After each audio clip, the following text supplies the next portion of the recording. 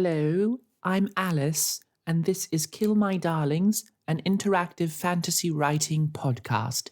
Now, have you seen a rabbit in a waistcoat?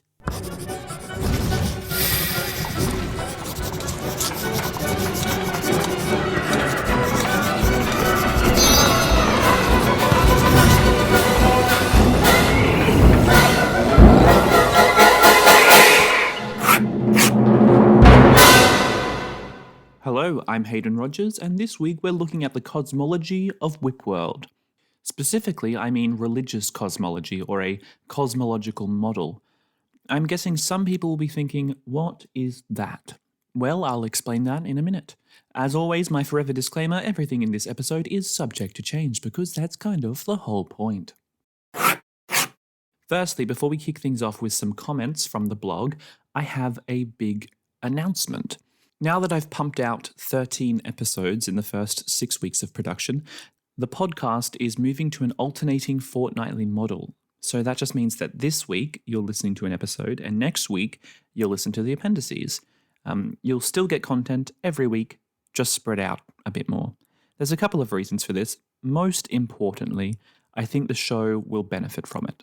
Believe it or not, it's actually a lot of work to keep producing 2 episodes every week.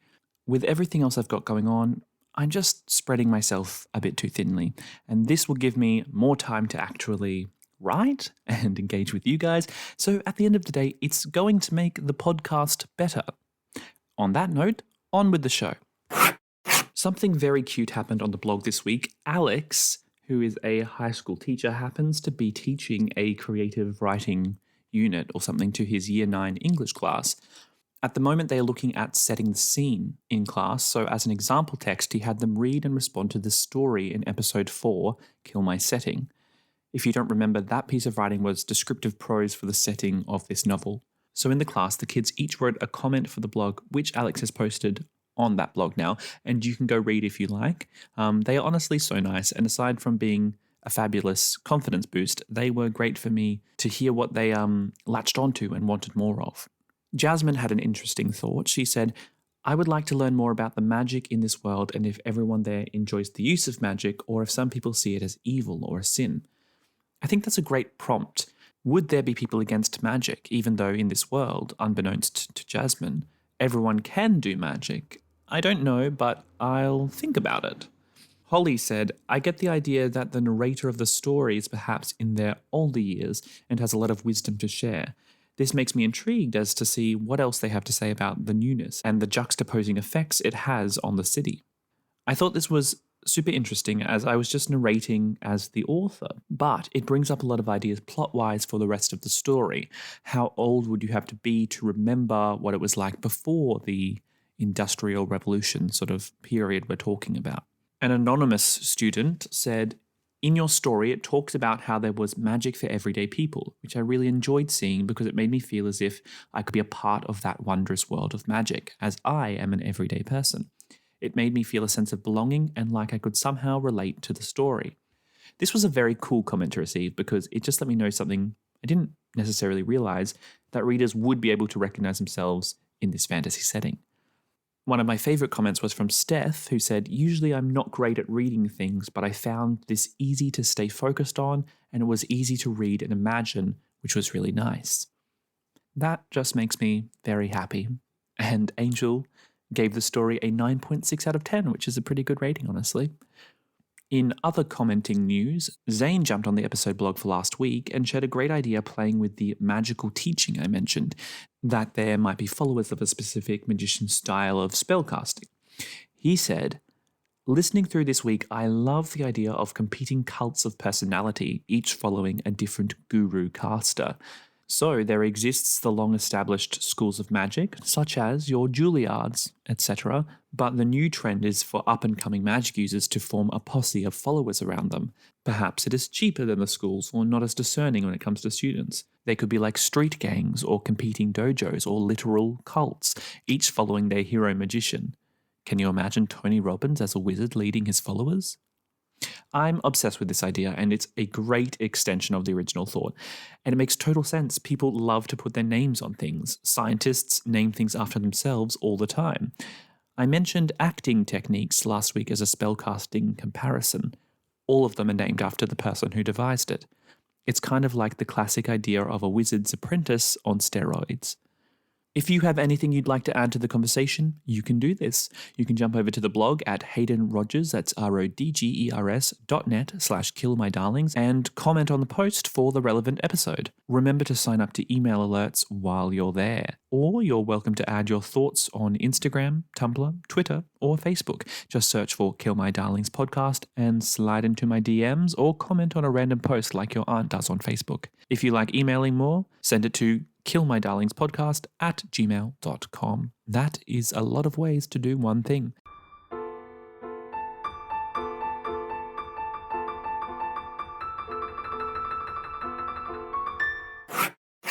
So, a cosmological model.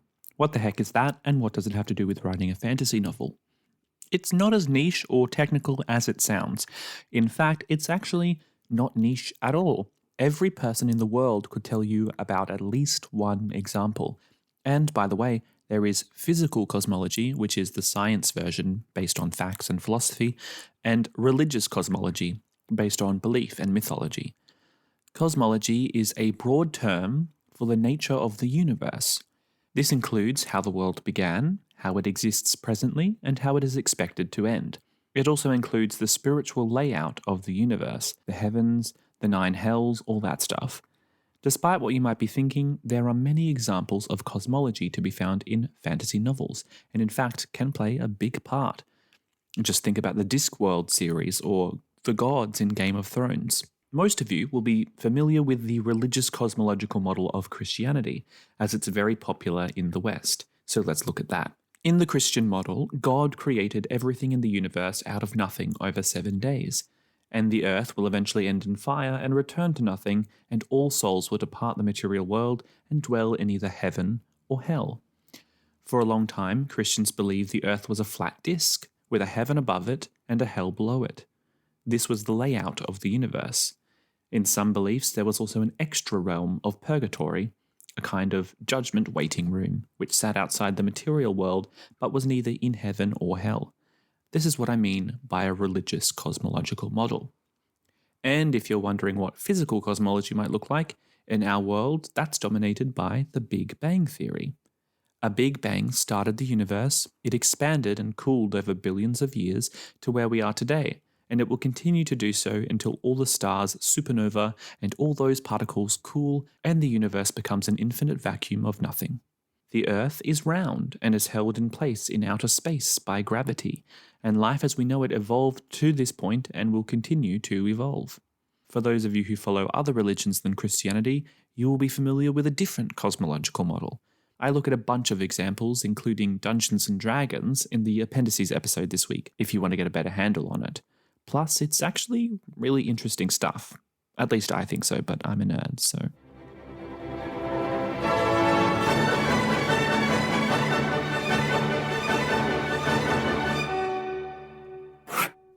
So what is the cosmology of WIPworld? Well, speaking of Dungeons & Dragons, this was actually inspired by reading the Dungeon Master's Guide for the game. I would recommend reading the Dungeon Master's Guide for Dungeons & Dragons, especially for fans of the game, like myself, because though a bunch of it is about game rules, it's also a step-by-step guide in creating a world and offers lists of possibilities for the things it talks about, cosmology being one of those things. Chapter 2 is entitled Creating a Multiverse. Now, again, I will talk more about this in the appendices, but the standard version of D&D has a pretty complex cosmology. There's lots of levels and planes of existence and such. I wanted to come up with something that was a bit more simple, a model that encompassed a bunch of those elements in a neat little package. Well, the answer was on a list of alternatives in the chapter, the Otherworld. To quote the guide, in this model, the material plane has a twin realm that fills the role of all the other planes. Much like the Feywild, it overlays the material plane and can be reached through thin places where the worlds are particularly close, through caves, by sailing far across the sea, or in fairy rings in remote forests. It has dark, evil regions, homes of fiends and evil gods, sacred isles, homes of celestials and the spirits of the blessed death, and realms of elemental fury. This otherworld is sometimes overseen by an eternal city, or by 4 cities that each represent a different aspect of reality. The Celtic cosmology has an otherworld called Tirnanog, and the cosmologies of some religions inspired by Asian myth have a similar spirit world. Now, obviously there's a bunch of things in there relating specifically to D&D rules and creatures which may not be in my story, but there's also great ideas. Taking the idea of an otherworld and running with it, I love the concept of a dual realm consisting entirely of magical energy. Or maybe it's just the place it comes from and magic runs wild and free there. Perhaps it mirrors the material world, or perhaps it is tethered to it and infinitely larger. This idea that it overlays the material world and bleeds in fits well with all the other theories I've come up with so far. If the realm was entirely composed of the magical energy we've spoken about, then maybe it sort of exists on its own frequency, like some far end of the electromagnetic spectrum, always there but invisible and intangible. To refer to last week's spellcasting episode, magicians would then actually be manipulating the energy of the magical realm and perhaps even causing it to bleed through. I'm not sure if that's where I want to go with it, but it's something to consider. Maybe they can only use the energy that has bled through already. Otherworld concepts have been presented before in other works, of course. A strange land where the laws of physics don't mean anything and the world is always shifting and changing. I'm sure something is coming to mind for you now. It's even kind of like Alice in Wonderland to a degree. I definitely think it would be possible for human-like species to visit there, and perhaps somewhere in that realm is where your spirit goes when you die. Maybe there's a good place and a bad place, or maybe our spirits and magic are one and the same, and it simply returns to being part of the magic realm like a spirit world. In particular, this idea of a spirit world stuck with me, and the possibility of spirits playing a part in the natural world. In nearly any pre-Christian religion or culture, the idea that there is a spiritual counterpart to everything, or even just living things in the natural world, was the dominant belief. And in modern alternative spirituality, the idea of the something more or higher power is usually referred to as an energy that everything has and interacts with, or the mysterious force of the universe. In a world of magic, I love the idea that there could be a physical side to these spirits, or whatever I decide they should be, and in fact, they would be linked to the energy of magic somehow, and its existence in WIPworld. So, like I said before, maybe spirits and magic are one and the same. Or perhaps there are spirits of magic and spirits of nature. Or perhaps they used to be believed to be spirits, but are now, due to scientific research, known to be living creatures born of magic. Either way, I would like the spirits to be walking the earth as creatures in the world. To that end, many of these spirits may be very small beings, equivalent in size and power to birds or mice, and some may be much more powerful, let's say equivalent to a huge dragon or something. In fact, I think some could even be revered as gods or godlike beings. Some cultures may pick out one or a few spirits that they deem the most important and treat them as gods to win their favor. Other cultures may approach the idea more holistically and entreat all spirits, viewing them as just a part of nature. I think the physical presence of these beings creates interesting religious dynamics to explore, even akin to real-world atheism, where facts and science are held above faith. There might be a growing group of people who consider the spirits as a measurable phenomenon. I'm not sure yet what powers these spirits might have, but if they're made of magic, then it could be anything. Are they super specific? Or maybe they're only elemental? Or perhaps there's no real rules for them. They are beings of magic and therefore limitless potential, hindered only by will or creativity. In case you can't tell, these ideas are still forming for me. I'm kind of throwing a lot of things out there in this episode, so make sure you tell me what works for you.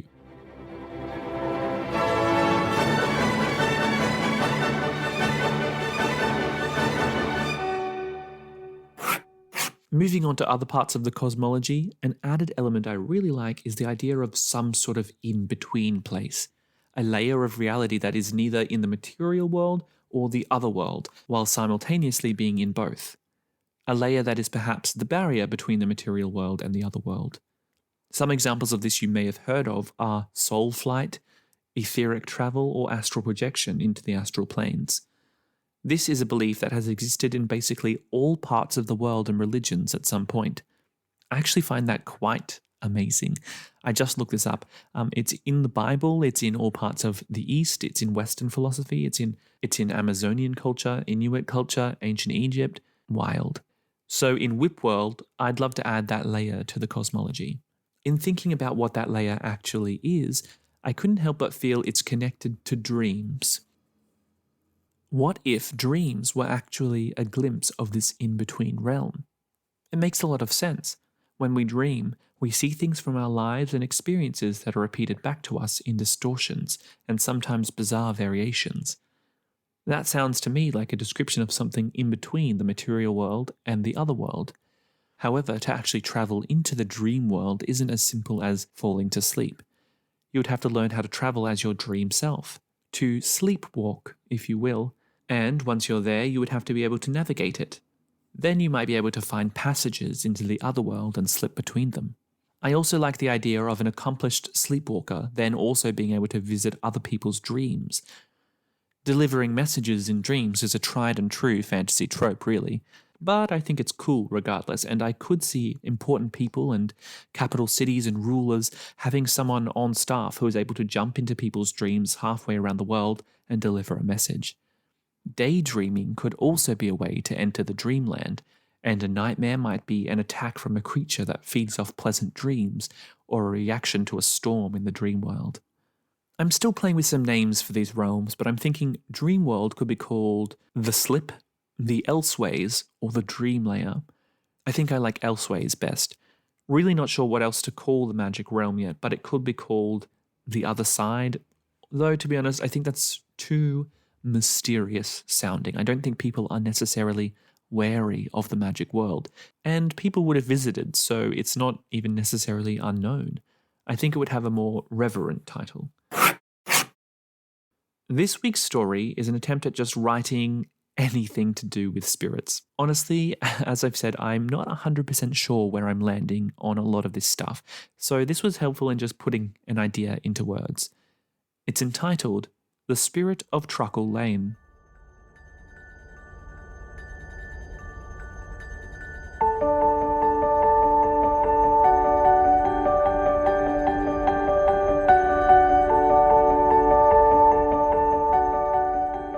There was a spirit that had moved in at the end of Truckle Lane. Normally, this would not have been of much concern to the nearby residents. A spirit might be spotted flitting overhead or skittering between the trees on any given day.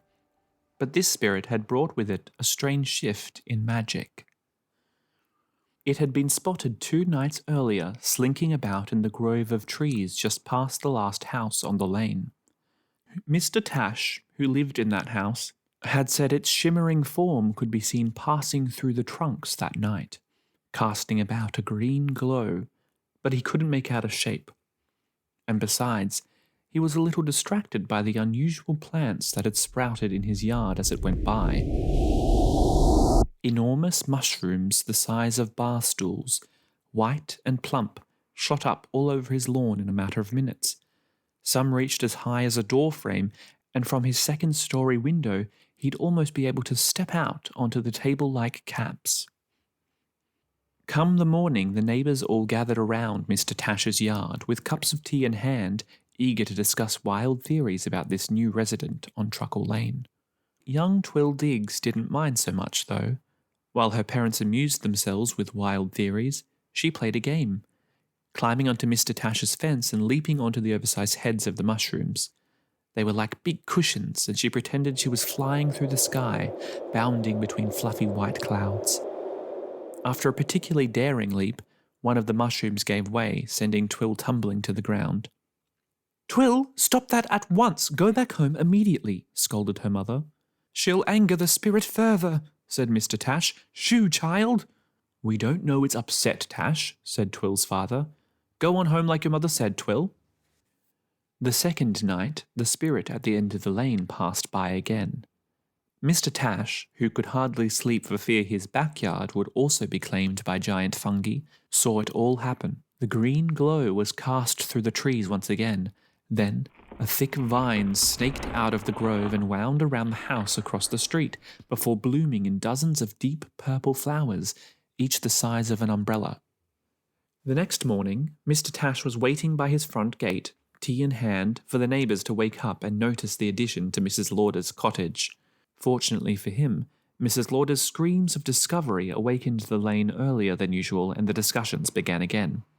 "We have to do something about this. There's enormous purple flowers growing through my bedroom. Not to mention I had to climb out the dining room window this morning because the vine has blocked my front door." Mrs. Lauder looked close to a nervous breakdown. Her teacup rattled against the saucer, and she didn't seem to notice most of the drink had been slung out of the cup when she wildly gestured at her vine-bound home. "We will have to consider going in and chasing it out," declared Mr. Tash. There were many murmurs of agreement, and a decision was made to hold a meeting that night to discuss what could be done.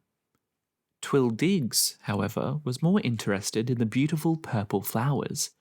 During the conversation, she had made her way over to Mrs. Lauder's house, shimmied slightly up a vine, and plucked a flower.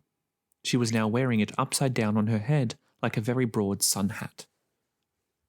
"Mr. and Mrs. Diggs, your daughter has picked one of the flowers," exclaimed Mrs. Lauder. "She'll upset the spirit even more than yesterday," cried Mr. Tash. "Go home, Twill," shouted her father, "and take that off your head." That night, the residents of Truckle Lane all met at the Diggs home to discuss the spirit at the end of the lane. Everyone seemed to agree that someone should go in and speak to this spirit, or, if necessary, scare it off. However, no one was all too eager to put up their hand for the job. Twill, who was supposed to be asleep upstairs but instead was sitting out of sight on the staircase and listening to the meeting, didn't like their plan. The spirit had done nothing wrong, as far as she was concerned. All it had done was grow things, fun things and pretty things, clouds and hats. She should warn the spirit before someone comes to scare it. Resolved in her mission, she crept quietly down the stairs, avoiding the squeaky spots, and made her way to the front door. Slowly, bit by bit, she twisted the handle and pushed it ajar just enough so she could squeeze out and avoid the creak that she knew would come from opening it too wide. Then she was out in the night, hopping over the low stone wall that encircled their yard instead of opening the gate. Quickly she made her way down the lane, past the dark houses, all the way to the mushrooms, the flowering vine, and the grove of trees at the very end. She called out in a whisper, "Spirit, it's me. I need to talk to you." There was silence except for the murmurs of insects and croaks of frogs. Her whispers had barely disturbed the air between the trees. She took a few steps closer and called out again, just a little louder. "Spirit, I need to talk to you." She knew that her voice was not reaching far enough. With a glance back at her house, she called out loudly into the grove. "Spirit, please talk to me, it's important." She shot a look back at the house again. Surely someone heard that. "Quickly, before they come." A faint green glow sparked in the depths of the trees and began moving closer. Twill smiled to herself. She had done it. The green glow wove in and around trunks closer and closer. "Twill, get inside at once!" The voice of Twill's father echoed down the lane. Twill spun around, seeing him hanging out the door. Then his expression changed from anger to alarm, apparently noticing the glow in the grove moving closer. He leapt out of the house and dashed through the gate. Twill looked back to the grove of trees. She could almost make out the spirit's shape. She had to speak with it. She started running towards it, hearing her father's footsteps hurrying down the road behind her. A crowd was gathering in the yard, and Twill's mother wasn't far behind either. "Twill, stop!" he called after her. But she didn't. In a few moments she had reached the tree line, but her father had almost caught up to her. The spirit was clearer now, moving on all fours, lighting up trees dramatically as it came. "Watch out!" her father said as he captured Twill in his arms. The spirit had stepped out of the trees, a sort of wolf-like creature but with incredible gnarled antlers. Its body seemed to be made entirely of roots and vines, and the green glow spilled out from it in a beautiful aura. Twill grinned, thrilled by this creature. Her father clung to her tighter. "You wish to speak to me," said the spirit. though it didn't use words so much as you felt what it was saying and understood what it meant. "No, please leave us alone," said Twill's father timidly. Then Twill's mother spoke, having paused a few paces behind them. "Twill, come here please, sweetie." Twill ignored them both. "Yes, I wanted to speak with you," she said confidently. "The people living on this lane were going to scare you, but I wanted to warn you. They don't like the nice things you made grow, but I do. I think they're fun and pretty." "Thank you," the spirit replied. "I agree." "They all want you to go, but I don't. I think you're nice and not bad like they said." "Twill, we don't think this spirit is bad," her father replied nervously. "I think you should stay, spirit. I'll be your friend," Twill continued. "You will? I would like that," said the spirit. "Yes, me too. But would you mind taking the mushrooms out of Mr. Tash's yard and the vines off Mrs. Lauder's house? It made them really sad. I don't get it, but I don't want them to scare you away. Maybe you could put them in the grove so I could still see them?" The spirit tilted its head in thought for a moment. "Yes, I could do this for a friend." The neighbourhood, now gathered as close as they dared, watched in amazement as the green glow from the spirit started spreading like roots across the ground, crisscrossing over to the mushrooms and flowering vine. At once, the plants began retreating, closing and shrinking down into the earth, until, after a minute or so, they had completely disappeared. "Oh, thank you, spirit," said Twill. "Will I be able to see them in the grove?" "You shall whenever you visit," the spirit replied. "But I must go now. I will move on to a new home." Twill gasped, upset by this. "No, please stay. I'm sorry they wanted to scare you away." "It's not because of that. Don't worry," replied the spirit. "It's because this place already has a strong spirit living here." Twill was confused. "It does?" The spirit nodded, smiling a wolfy grin. "Yes, it is you."